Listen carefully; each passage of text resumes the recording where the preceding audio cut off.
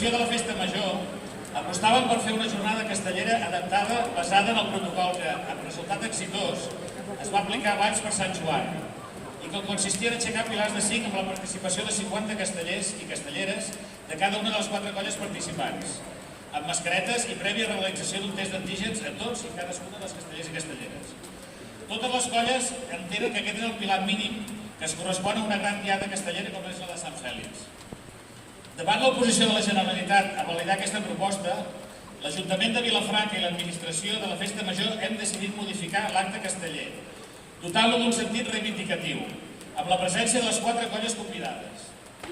Reivindiquem que el tracte cap a la cultura popular sigui equitatiu, amb la resta de sectors, assenyalant la seguretat i rigorositat amb què es preparen les accions culturals, respectuoses sempre amb les mesures sanitàries i a favor de la represa de l'activitat castellera de forma segura i de defensa de la cultura tradicional.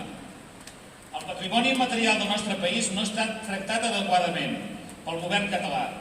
Sens dubte, la prioritat ha estat i ha de ser la salut, però el patrimoni festiu s'ha menystingut quedant a la cua de les manifestacions culturals. Malauradament, el segell identitari comunitari de la cultura popular i tradicional ha importat poc o gens. Dins d'aquesta discriminació negativa, els castells no han rebut el tracte que mereixen, no sols com a patrimoni nacional, sinó també com a patrimoni immaterial reconegut per la UNESCO des del 2010. El govern no ha estat proactiu per endegar un pla de viabilitat en aquesta situació de crisi sanitària. S'ha esperat que la solució vingués des de baix, quan s'hauria hagut de treballar des de qui té les competències als mitjans, dialogant amb les colles castelleres. Des d'aquí, des d'aquest balcó de la plaça de la Vila, de Vilafranca, avui, diada de Sant Fèlix, reivindiquem que els castells són sanitàriament segurs, seguint tots els protocols apropiats, i reclamem la sensibilitat i proactivitat immediata de les nostres autoritats envers la cultura popular en general i els castells en particular. No podem esperar ni un minut més.